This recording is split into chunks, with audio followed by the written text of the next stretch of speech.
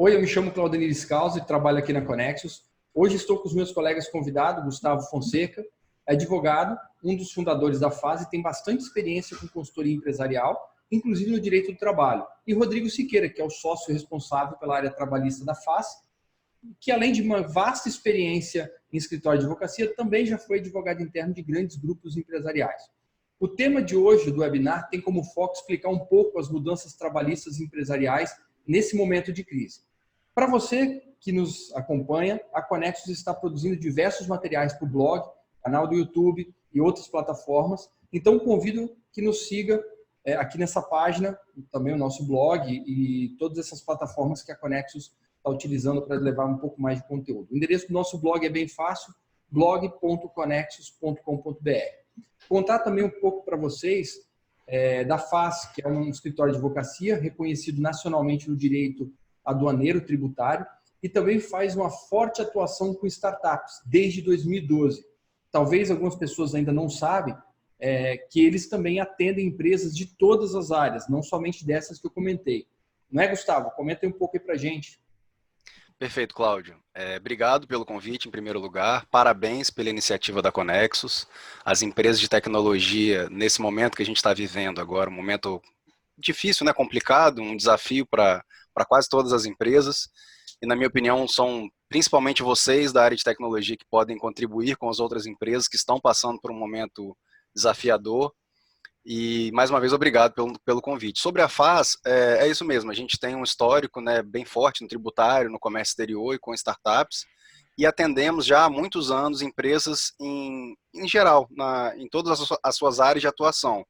Então, nós dividimos o escritório com cada advogado de área tem sua equipe. Então, eu tenho um advogado de processo, eu tenho um advogado de direito do consumidor, de empresarial e por aí vai. E por isso eu convidei o Siqueira, o Rodrigo, hoje para conversar aqui com a gente, porque em matéria de direito do trabalho ele vai poder ajudar aos outros empresários aí muito melhor do que eu. Eu faço das palavras do Gustavo as minhas, agradeço pelo convite e estou à disposição para ajudar a sanar as dúvidas. Legal.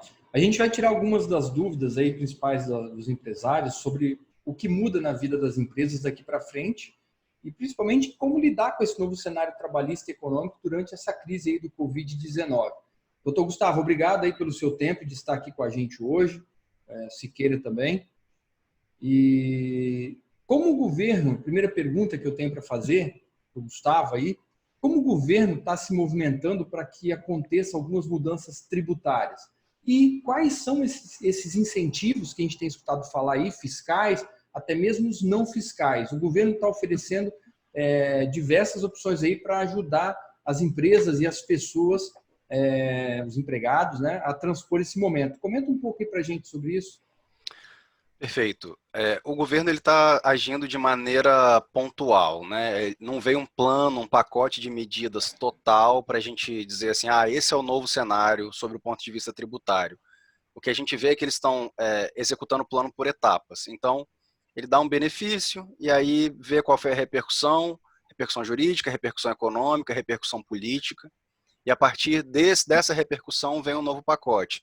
Então, só para registrar, né, esse estudo que nós fizemos foi até ontem, dia 30 de março, então pode ter uma nova medida saindo depois desse webinar ou até amanhã, enfim. É importante pontuar que até hoje foi isso que saiu, né? A gente destacou aqui as principais medidas. Uma delas é a medida provisória 899, ela é de 2019, mas o que ela diz? Ela prorroga o prazo para adesão em parcelamentos de tributos federais que já estavam em dívida ativa. Então, sua empresa está devendo, não consegue pagar, quer parcelar esse tributo, essa medida provisória, ela possibilita que você parcele isso. Tem um site da Procuradoria-Geral da Fazenda Nacional que chama Regularize. Se você digitar no Google Regularize, ele já aparece direto assim, mas o site é regularize.pgfn.gov.br. E lá você consegue fazer o parcelamento. Como que funciona esse parcelamento? Basicamente, você vai pagar 1% de entrada, para quem não tinha parcelado ainda, e ele abre também uma possibilidade de quem já havia parcelado, de cancelar aquele parcelamento antigo e fazer um novo. A única diferença é que, nesse caso, a pessoa vai pagar 2% de entrada e o parcelamento fica da mesma forma. Só um destaque que eu deixo aí para quem for fazer isso é para não cancelar o parcelamento que havia feito do Refis. Porque o Refis antigo, se você cancela ele agora, você perde a redução da multa e juros que o Refis traz. Tá? Então, com relação ao parcelamento, é isso. Tem alguns outros pontos de destaque. O FGTS de março, abril e maio foi prorrogado. E a gente pode pagar isso, os empresários podem pagar isso em 6 parcelas, com início em julho de 2020. Então, você começa a pagar em julho a primeira parcela, dividida em 6 meses, referente aos meses de março, abril e maio. Os tributos federais, a parcela do Simples dos tributos federais, também foram prorrogadas para outubro, novembro e dezembro. Então, os Simples de março, abril e maio também foram prorrogados. Importante, não são todos os tributos do Simples. O Simples é uma alíquota, é como se fosse uma alíquota única, mas você consegue diferenciar na hora de pagar.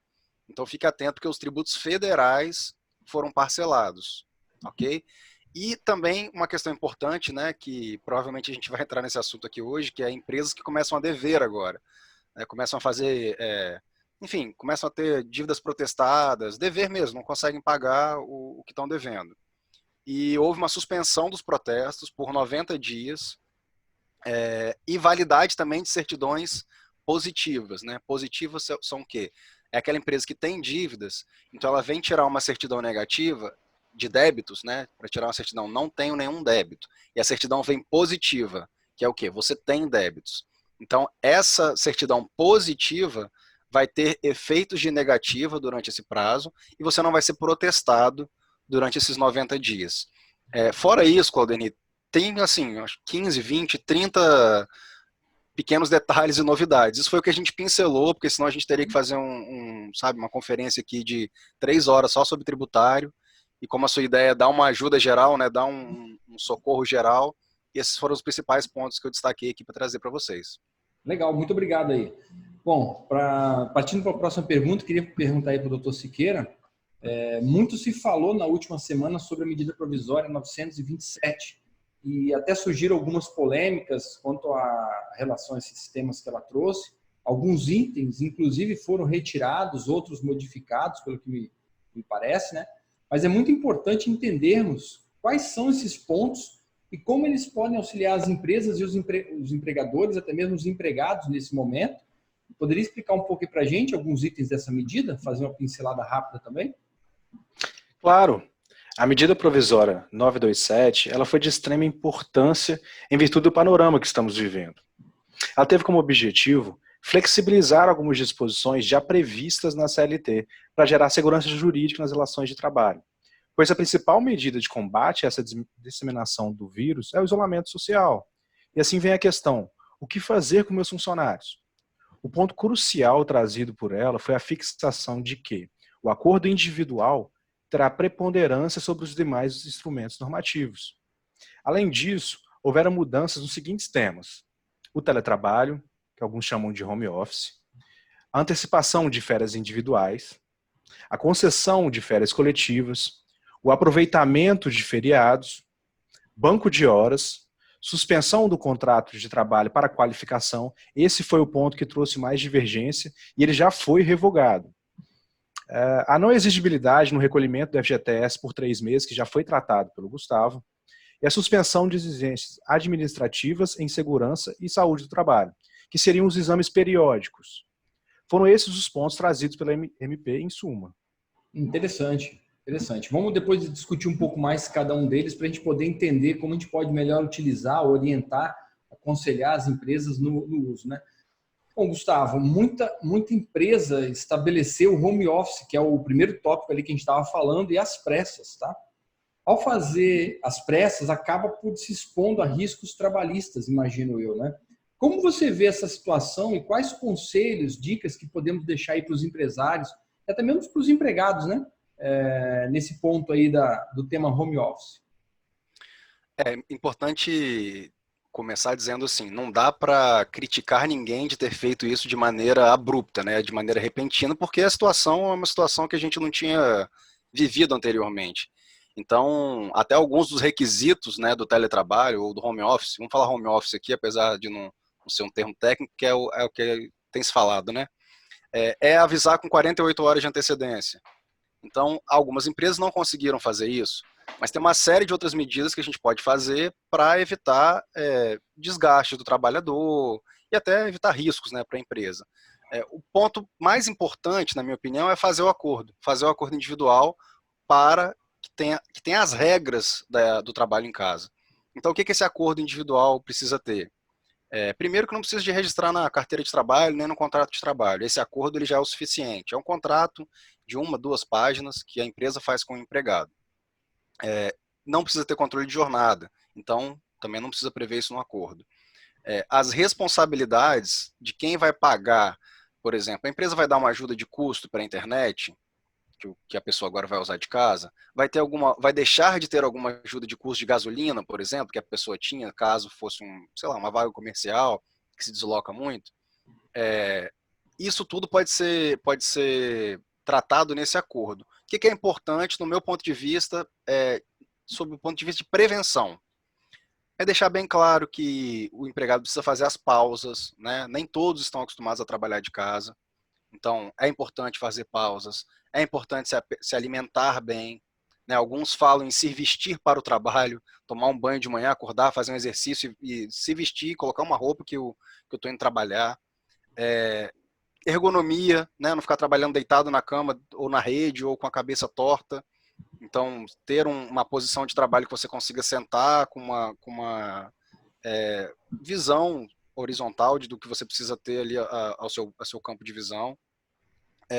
Equipamentos que você vai usar, vai ser equipamento da empresa, o empregado vai responder por esses equipamentos, enfim, tudo isso são pontos que o acordo pode prever. Sobre aquele ponto que eu falei das 48 horas, até para isso esse acordo é importante, porque se a empresa não consegue, obviamente, né, não conseguiu cumprir com 48 horas de antecedência, avisar os empregados que eles ficariam de home office, até porque em alguns estados o decreto saiu no domingo, e aí as empresas na segunda-feira já começaram a trabalhar de casa e por aí foi uma coisa bem emergencial. Até isso é importante ter um acordo, porque você mostra ali, em eventual fiscalização futura ou até em eventual ação futura de algum empregado que venha processar a empresa eventualmente, que você tomou todos os cuidados e por uma situação de exceção não foi possível cumprir aquela regra de 48 horas. E não que a empresa deixe de cumprir as regras. Foi uma situação excepcional. Então, acho que esses são os principais pontos para a empresa tomar cuidado com relação ao home office e que também beneficiam o empregado na medida em que ele cuida da saúde, cuida da alimentação, cuida dos horários e continua assim também produtivo, né? Sendo bom para todo mundo. Legal. Ainda para você, Gustavo, no período de home office, as empresas podem retirar alguns benefícios, como vale transporte, alimentação, refeição. O que pode ser feito para não... E o que não pode ser feito também nesse período de home office? Se puder explicar um pouco mais aí, acho que é uma dúvida que quase todo mundo deve ter, inclusive quem faz home office, né? Os colaboradores aí, os funcionários que fazem home office devem se perguntar muito disso. E tem sido bem esclarecedor aí os pontos que você trouxe para a gente, viu? Perfeito, Claudeni. A gente recebeu muita consulta nessas 2 últimas semanas e essa aqui está no top 5. Né? Tenho que pagar, devo pagar vale transporte, devo pagar alimentação. Vou dividir ela aqui em dois pontos. O vale transporte, você pode deixar de pagar porque ele não está sendo utilizado. O vale transporte ele tem uma condição específica que ele é pago para ser utilizado. Então, já que você não está utilizando, você não precisa pagar, né? Já que o empregado não está utilizando, a empresa não precisa pagar. Com relação ao vale alimentação e refeição, tem uma divergência. A gente fez um estudo, até o Siqueira que conduziu esse estudo. Por quê? Porque alguns dizem que só poderia ser suspenso por acordo individual. E outros dizem que poderia ser suspenso, sim, unilateralmente pela empresa, ou seja, sem necessidade de o empregado concordar. Desde que não tenha sido acordado, né, que não tenha previsão na convenção coletiva ou no acordo coletivo. Se tiver previsão na convenção coletiva ou no acordo coletivo, não pode. Qual que é a minha opinião? Assim como a maioria dos assuntos que estão sendo questionados para a gente lá na fase agora. É bom senso, equilíbrio, e combinar isso muito bem combinado. Né? Essa crise vai passar, as empresas, a maioria delas vai continuar existindo, né? A relação empregado-empresa, ela é uma relação que um precisa do outro, né? Sem um, o outro não existe, no sentido, a empresa precisa de um empregado, o empregado precisa de um emprego.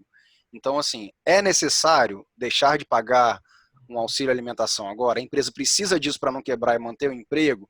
Combina com o empregado, faz um acordo sobre isso. Agora, não é necessário, tem outras medidas que a gente pode tomar enquanto empresários para manter a tranquilidade, manter o engajamento. Imagine, né, se colocando na situação dos empregados, que não sabem, né, o dono da empresa não sabe até quando a empresa aguenta, mas o empregado não sabe até onde ele tem um emprego.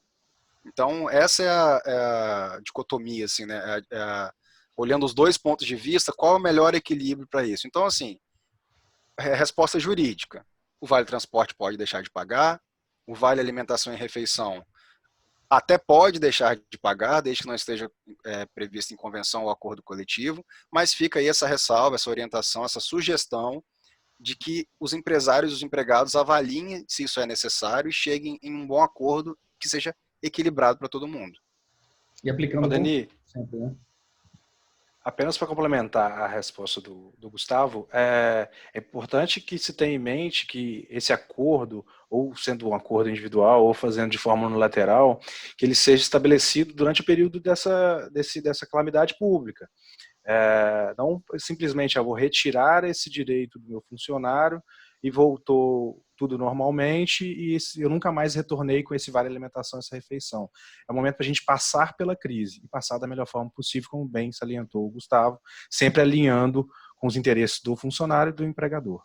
É uma suspensão, né? Não seria um retirar o direito, Exato. é uma suspensão enquanto... É muito importante a sua colocação aí, Siqueira, porque senão algum empresário desavisado pode nos ver aí e achar que ele pode cortar a vale. Está liberado. Está sempre e não é bem assim. E faz muito sentido isso, né, Rodrigo e Gustavo, porque é um momento atípico, transitório, já vai passar, é o que a gente acredita fortemente.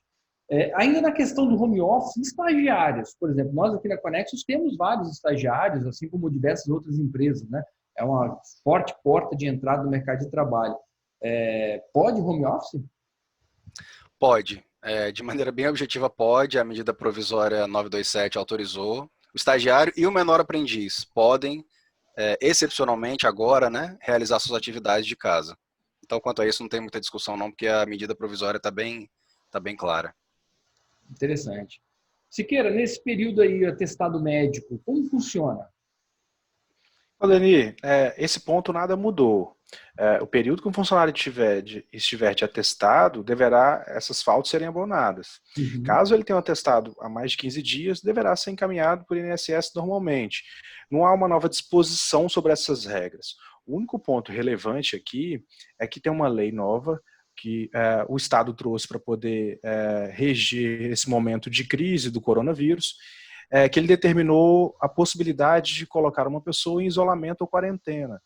E se ele assim o fizer com algum funcionário da empresa, esse período também deve ser abonado, mesmo que ele não tenha doença, não tenha nenhum atestado. Esse é um ponto importante. Interessante. E, Siqueira, como funciona essa licença remunerada? Como as empresas podem oferecer esse benefício aos colaboradores? A licença remunerada nada mais é do que afastar o funcionário pagando integralmente seus vencimentos. Ou seja, nada muda. O funcionário só não poderá trabalhar, mas receberá tudo normalmente. Mas tem que estar na mente, ele não vai trabalhar. Então, se ele voltar a trabalhar, a gente tem que retornar com o funcionário para a empresa. As empresas podem estabelecer isso de forma unilateral, sem a necessidade do consentimento do empregado. Até porque esse seria a medida mais benéfica para o empregado. Entendi. Siqueira, como funciona essa antecipação de férias aí que a gente tem escutado bastante e até mesmo as férias coletivas que está na MP 927? Comenta um pouco aí pra gente também, que acho que é uma dúvida que todo mundo deve ter, viu? Sim. A questão dessa antecipação de férias, mesmo antes da MP, já era uma possibilidade que estava sendo ventilada. Mas a MP veio regulamentar isso. A MP 927 ela possibilitou que as férias sejam antecipadas e até negociadas as férias futuras. Ou seja, aquele funcionário que não tem direito às férias, ele poderá gozá-las, sendo abatido as próximas férias. Só que o empregador tem que ter em mente, ele deve comunicar com 48 horas de antecedência e deve respeitar as regras já previstas na CLT, ou seja, as férias não poderão iniciar nem numa quinta-feira e nem numa sexta-feira, que são os 2 dias que antecedem o repouso semanal remunerado. Bem como outra flexibilização que essa MP trouxe e que é de grande valia para o empresário é que o 1/3 constitucional ele pode ser pago até o dia 20 de dezembro, o que não vai gerar uma onerosidade muito grande na folha. Bem como o pagamento do valor salarial, que antes da MP era pago antes de iniciar as férias, será pago até o próximo 5º dia útil do mês subsequente. Então não terá um impacto muito grande se houver algum tipo de antecipação de férias, porque esses valores maiores serão pagos posteriormente. E as férias coletivas, o ponto importante é que antes da MP era necessário que houvesse comunicação ao Ministério da Economia, que antes era o Ministério do Trabalho, e ao sindicato. E essa nova MP ela suspendeu essa exigência. Entendi. Só complementando aqui, para talvez ficar mais fácil para o empresário que estiver assistindo. Quem for dar férias nesse mês agora de março, né, até o dia 7 do mês que vem tem que pagar as férias. Que a gente falou aqui, o Siqueira comentou, né, é o 5º dia útil do mês subsequente. Basicamente dia 7 do mês que vem. Não é isso, né, Siqueira? Nesse mês, sim. No próximo mês a gente tem que sempre observar o próximo 5º dia. Então é importante que isso vai estar dentro da folha, vai ser pago normalmente, não vai gerar nenhum outro problema interno para poder realizar o pagamento de férias de vários funcionários. Tá, ok. Entendido. Acho que foi esclarecedor. Siqueira, a parte de banco de horas, eu sei que a gente já tem vários casos de banco de horas previstos na legislação, acordos e convenções coletivas aí, e a MP 927 trouxe alguma coisa também sobre banco de horas, não foi? Sim, o banco de horas, da forma trazida pela MP 927, foi que ela possibilitou ser por acordo individual ou de forma coletiva com vários trabalhadores, alguns setores, e o período de compensação dessas horas será de 18 meses, aliás, após o fim do estado de calamidade pública, ou seja, a gente está num período de calamidade pública, a gente não sabe quando ele irá acabar, mas assim que o governo decretar o fim dele, começará a contar 18 meses para que haja compensação de todas as horas que se passaram. Lembrando que o limite máximo de jornada não pode ser mais do que 10 horas diárias. Entendi. Bom, já é alguma flexibilização que vai trazer um certo espaço de manobra para as partes, aí, empregado, empregador, se ajustar. Isso tudo associando o home office, banco de horas, férias individuais, férias coletivas, essas opções aí já acabam trazendo um pool interessante de ferramentas. Né? Gustavo, pergunta para você agora. Tenho escutado também de alguns empresários que o foco agora é fluxo de caixa. Ajustar as contas para superar esse momento. Alguns ousam falar em não pagar impostos. É complicado, né? Mas é o que eu tenho escutado aí bastante. Mas quais os impactos dessa decisão, se realmente alguém seguir esse caminho? Você aconselha esse caminho? E, principalmente, quem precisa da certidão negativa de débito para continuar operando, quais são os impactos aí? Comenta um pouco para a gente desse tema, tá bom? A gente ouviu essa pergunta bastante também. A gente não pode orientar isso, né, Claudemir? Como advogados, nós temos uma obrigação de sugerir medidas legais, medidas, né, dentro da possibilidade da empresa, claro. Antes de falar de não pagar impostos, eu acredito que tem outras medidas tributárias que a empresa pode tomar que não seja deixar de pagar imposto. Por exemplo, a empresa já fez uma revisão tributária, né, já olhou os últimos 5 anos de contabilidade para ver se tem algum crédito que ela mesma deixou de aproveitar no passado, que ela pode usar para compensar imposto agora. A empresa já fez o planejamento tributário, já viu se a performance tributária dela é a melhor que ela poderia ter. Tem um estudo da Exame do ano passado que 7 de cada 10 empresas brasileiras pagam mais imposto do que deveriam. Então, nem sempre a gente precisa deixar de pagar. Às vezes é só pagar o que deveria e não pagar direito, exatamente. E assim, então, primeira orientação seria essa, olhar para dentro de casa, ver se tem alguma, eu falo sujeirinha embaixo do tapete, né, fazer uma faxina geral e encontrar alguma melhoria tributária. Para quem vai deixar de pagar, e aí deixando bem claro que essa não é a nossa orientação, tá? Mas se você for deixar de pagar, fique atento com qual tributo você vai deixar de pagar. Por quê? Alguns tributos, como o INSS e o ICMS, eles têm repercussão criminal se você deixar de pagar. Repercussão criminal quer dizer, o empresário vai estar cometendo um crime. Tá? Isso depois vira um processo, né? Tem todo um procedimento, não vai para a cadeia imediatamente, tem aquela suspensão que a gente falou antes e por aí vai. Não vai ser inscrito em dívida ativa agora. Mesmo assim, se for deixar de pagar algum imposto, não deixe de pagar, de preferência, o INSS e o ICMS. E, né, o final da sua pergunta, para quem precisa de certidão negativa?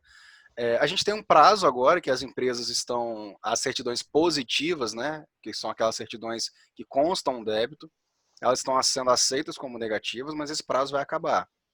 E pode ser que alguma empresa privada, né, uma grande empresa, porque certidão negativa não é só para quem presta serviço ou vende produtos para órgãos públicos, também grandes empresas, muitas delas exigem o mesmo rigor, tem o mesmo rigor com as certidões do que as empresas públicas. Então, avalie muito bem se isso não vai piorar o seu problema. Porque deixar de pagar um imposto, sei lá, que custa 10, mas deixar de fornecer para aquele cliente que te compra 100 no mês, então o que é pior, né?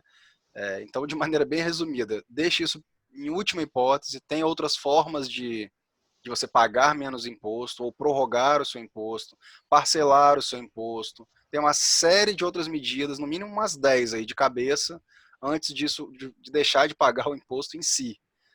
Agora, se não tem mais jeito, já tentou de tudo, não tem jeito, vou quebrar, né, preciso manter o sustento da minha família como empresário, preciso, né, quero manter os meus empregados aqui, não tem outro jeito, é pela continuidade da empresa e vou deixar de pagar o imposto, fica atento, principalmente com ICMS e com INSS. Boa dica aí. Não que eu seja um defensor de não pagar impostos, né? Que a pergunta foi meio é, covarde, eu acho. Mas ainda insistindo nesse tema daí, tá? Tá. Eu escutei algumas pessoas, algumas empresas que foram buscar no judiciário o apoio para não pagamento do imposto por 3 meses. E o judiciário, minha pergunta é, o judiciário teria autonomia para tomar essa decisão? Né? Veja bem, eles não querem não pagar, eles querem suspender o pagamento por 3 meses. E a pergunta é, o judiciário tem autonomia para esse tipo de interferência na arrecadação? Tem autonomia sim, e na minha opinião, é a maneira certa se você for pleitear. Isso que você comentou agora é uma portaria de 2012, a portaria número 12 de 2012, e ela diz que em caso de calamidade pública, mas a calamidade pública é reconhecida por decreto estadual. Então precisa ver se no seu estado, o seu governador reconheceu que o estado é de calamidade pública. E aí, se no seu estado está reconhecido o estado de calamidade pública, os tributos federais, então é importante frisar, porque o Estado tem que estar em calamidade pública, mas os tributos federais é que poderão ser prorrogados. E aí eles vão ser prorrogados, a lei fala, a portaria fala, último dia útil do terceiro mês. Então, falando de maneira mais fácil, 90 dias, 3 meses, mas o que a portaria fala é último dia útil do terceiro mês subsequente ao decreto. Que decreto? Decreto que reconheceu a calamidade pública. E aí tem uma discussão, né? Se é necessário ou não a ação judicial. Na minha opinião, é necessário e é o mais seguro. Por quê? Porque pode ser, inclusive, que você entre com a ação judicial e o juiz não te conceda uma liminar para suspender esses impostos. Então, é mais seguro você entrar com uma ação judicial e ter uma liminar para fazer isso, e você vai, executa, e você está respaldado por uma ação judicial, do que fazer isso por conta própria, sem o aval da justiça, do judiciário, e aí depois você pode tomar um auto de infração, você pode pagar multa, juros, e a gente sabe que as multas e juros e os autos de infração aqui no Brasil não são pequenos. Uhum. E um bom argumento para quem foi, claro, assim, procure seu advogado, procure um advogado de confiança, que saiba o que ele está fazendo, né, para não entrar numa aventura jurídica.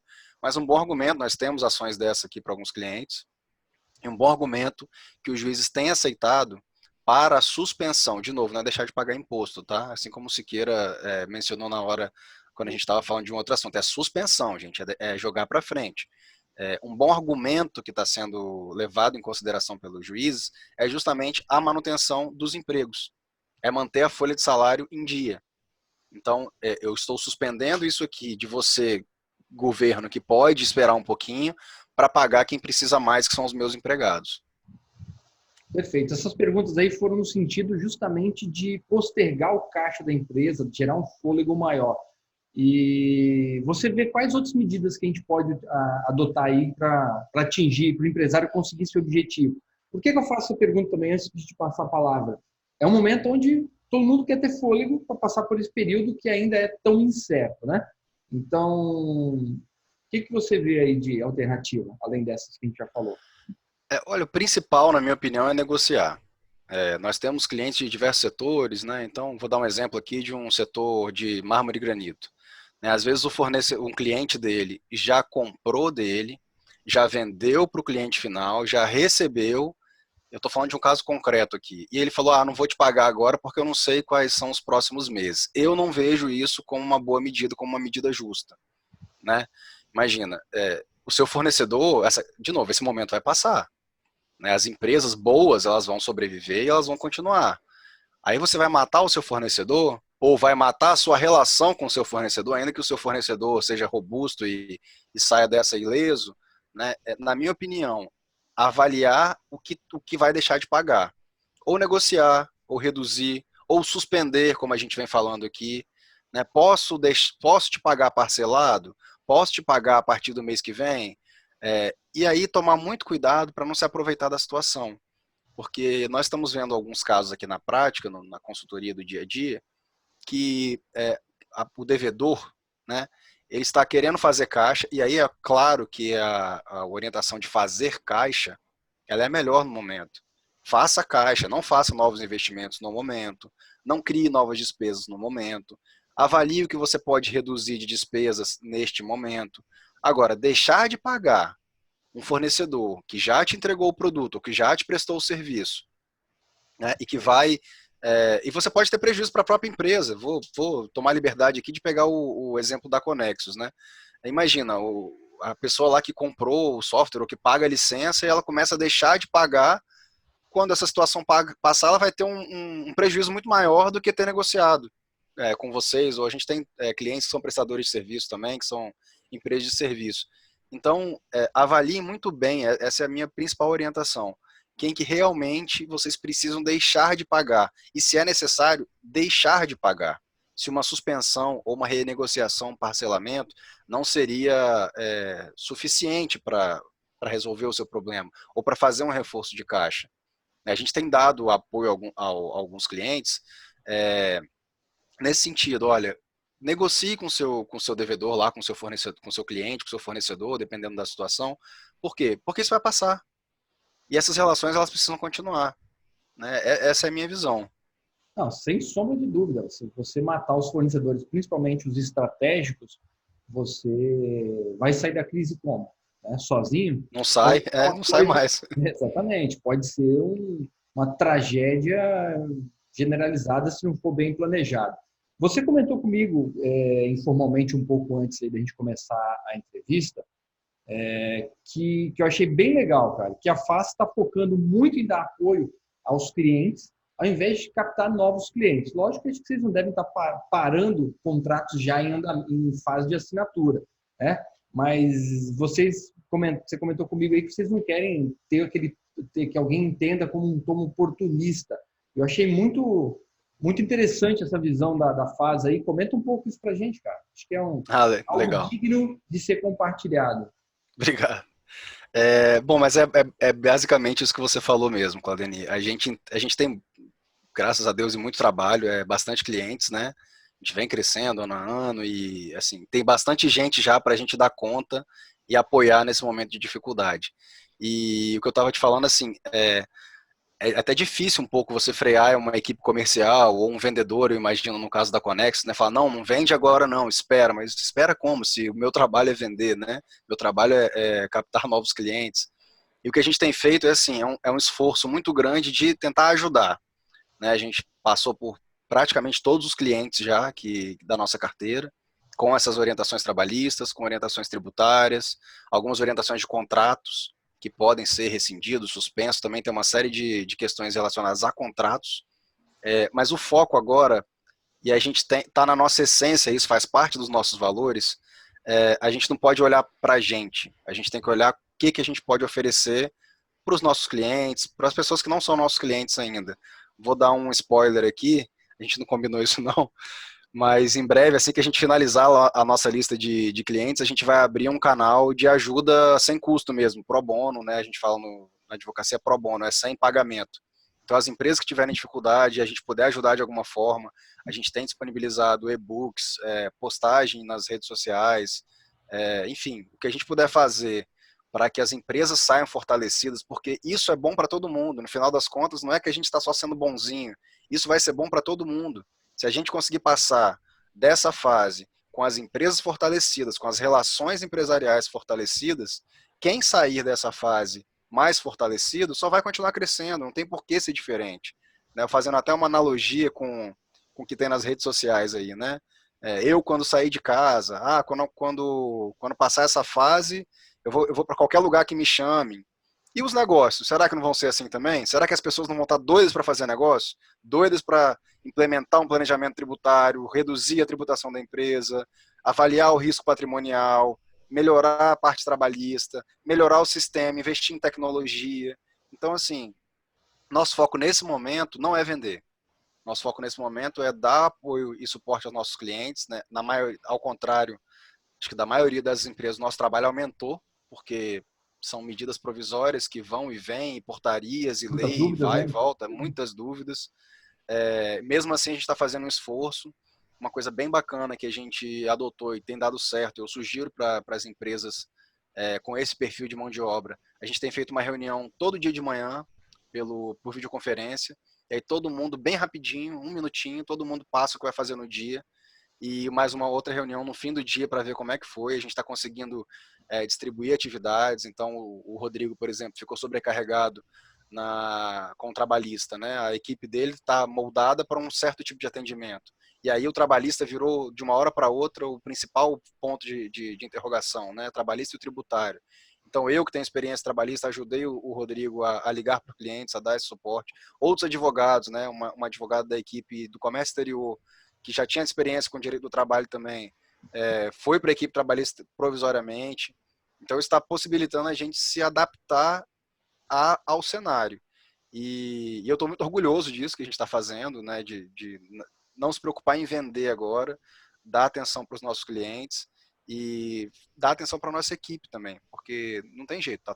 Acredito que todo mundo, 100% das empresas, inseguro, né, inseguros com o que vai acontecer. E a gente, um papel aí, né, como o seu aí de liderança, acho que faz parte do nosso papel conduzir isso da melhor forma possível.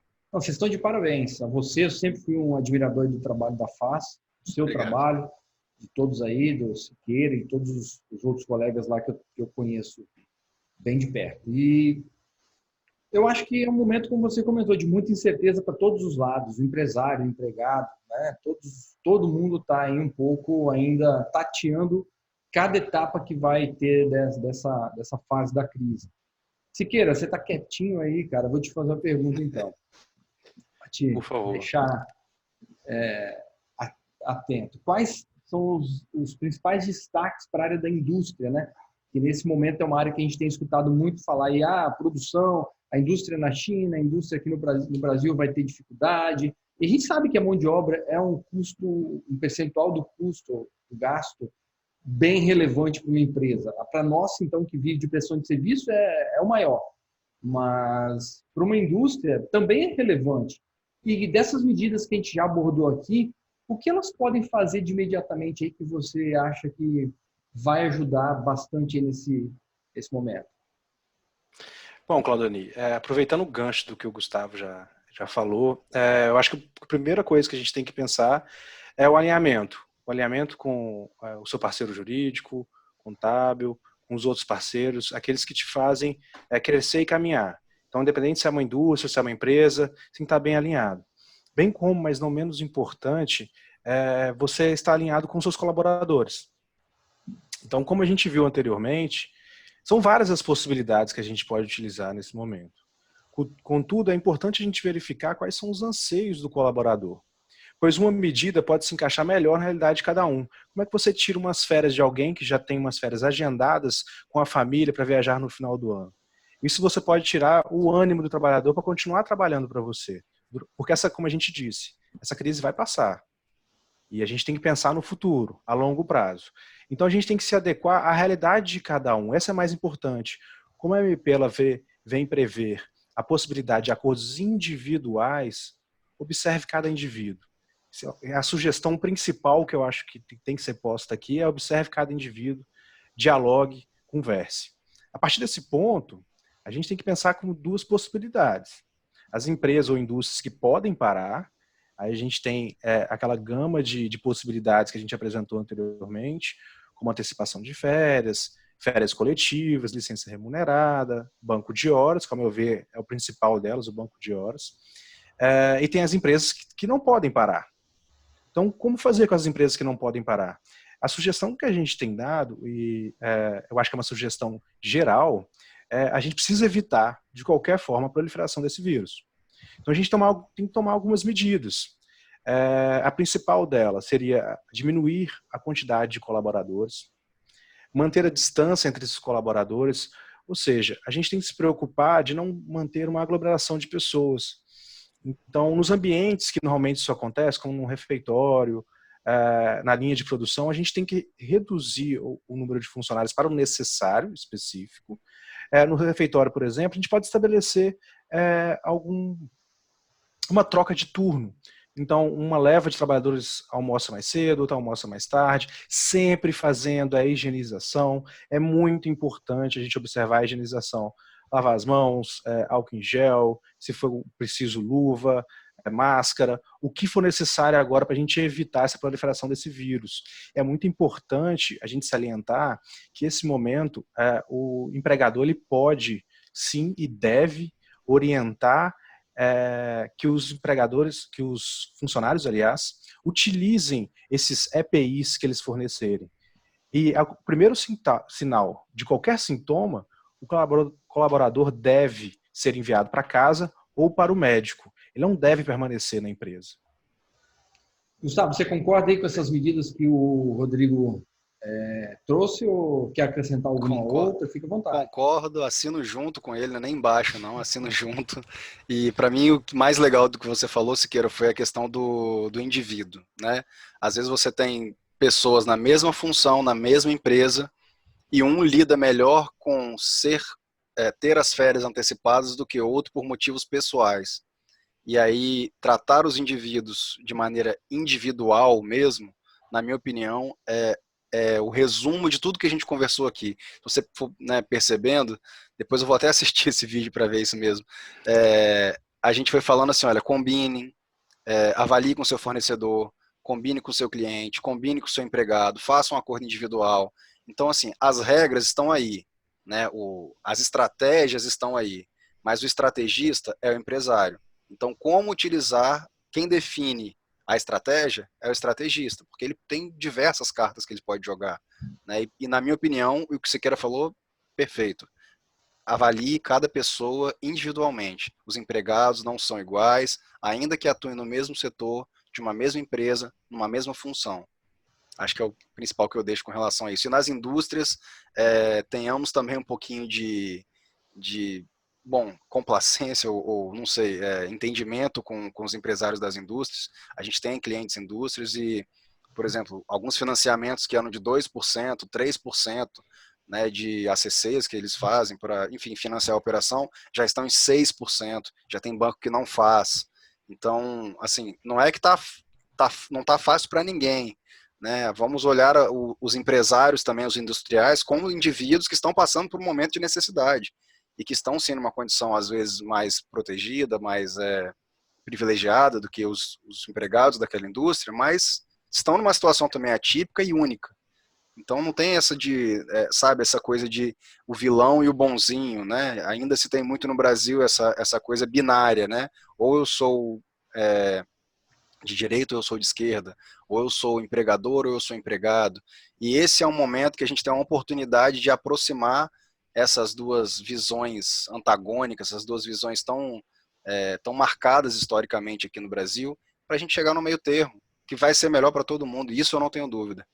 É um momento de união também, né? Não adianta. O que você falou do bom senso e de não se aproveitar do momento, não é só você empresário ou empresa, com o seu fornecedor, é também com o seu colaborador. E vice-versa, o empregado também não se aproveitar do momento para querer fazer alguma coisa contra o empregador, sabe? É para todo mundo. É para todo mundo. Tá todo mundo no cantinho do pensamento, né? Então, a intenção é passar por isso. Bom, Gustavo e Siqueira, além do que a gente já tem sido feito aí, do que estamos falando, vocês veem, eu queria deixar a pergunta aí aberta para os dois, se vocês veem algumas outras medidas que poderiam ser feitas ou que seriam bem-vindas nesse momento, complementando tudo que a gente já discutiu? Posso falar, Siqueira? Fica à vontade. Olha, acho que pincelando assim, né, os resumos, um resuminho do que a gente falou. Buscar tecnologias, né, as empresas adiaram, na minha opinião, por muito tempo.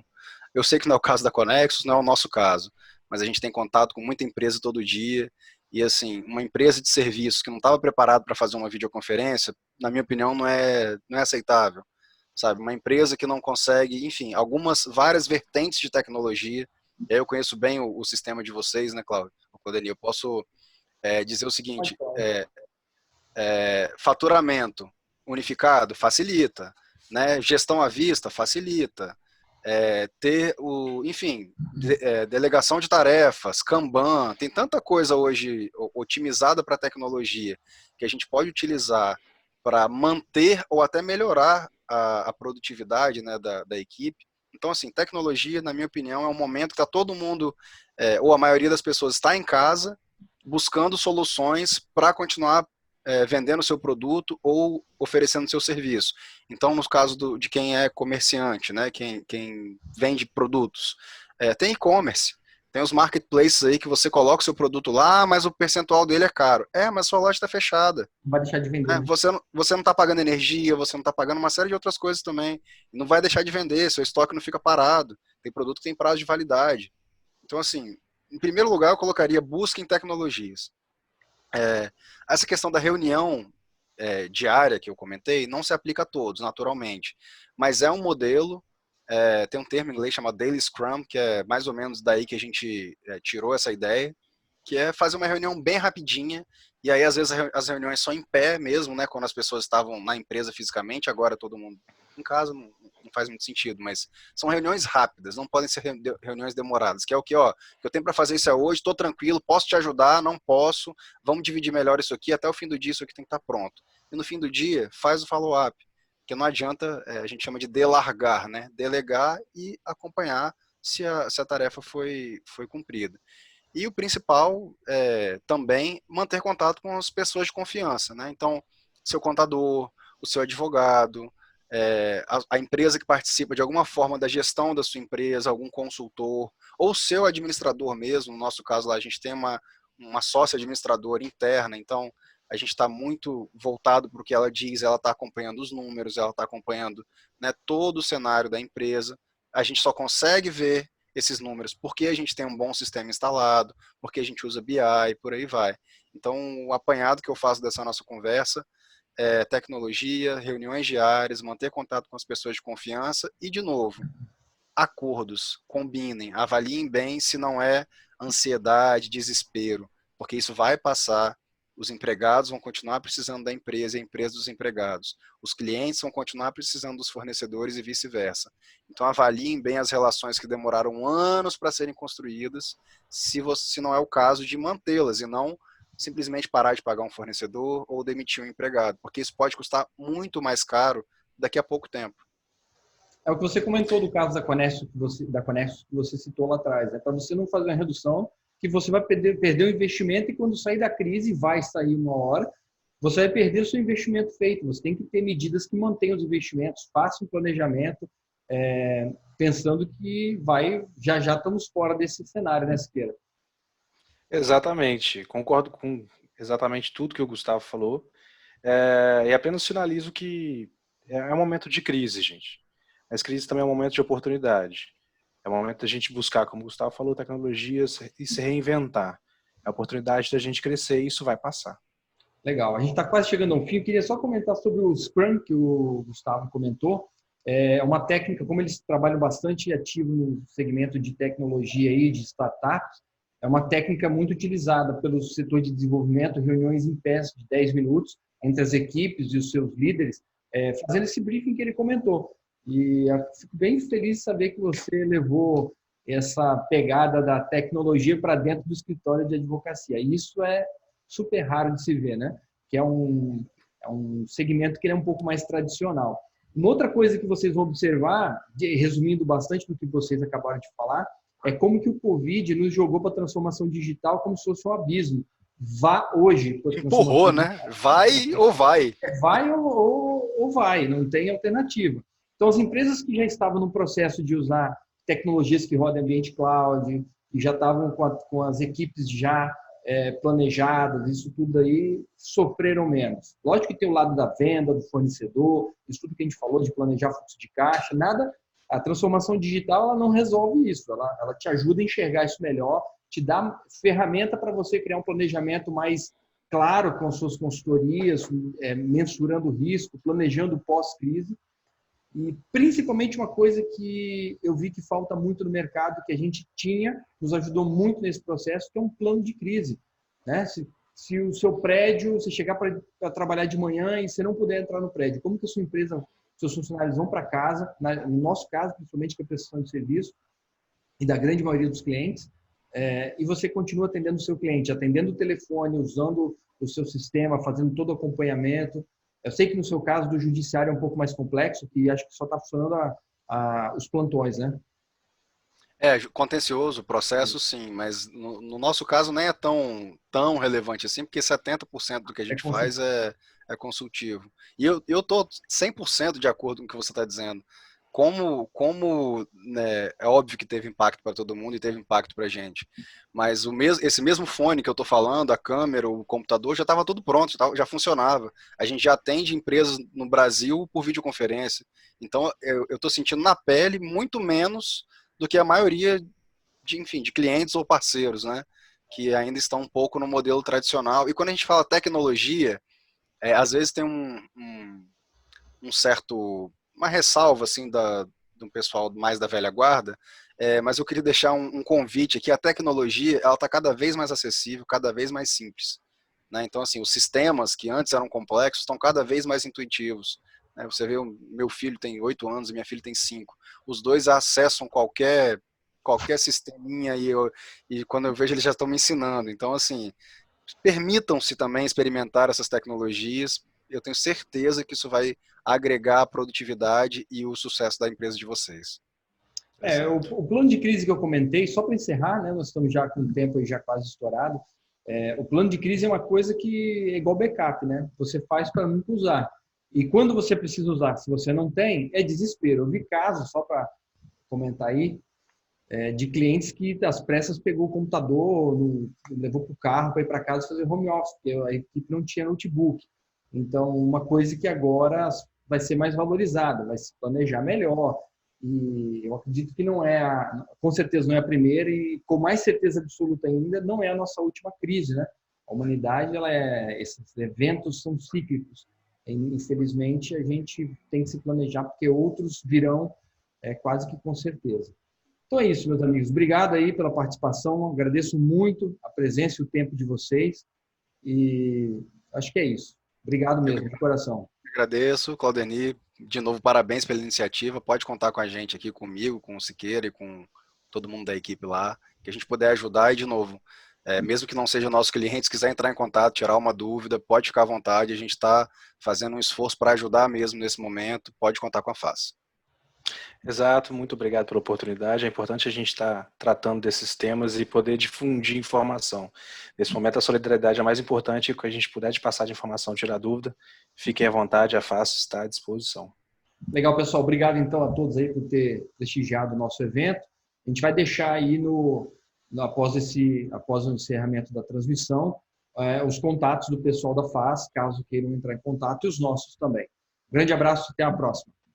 Um abraço. Tchau, tchau.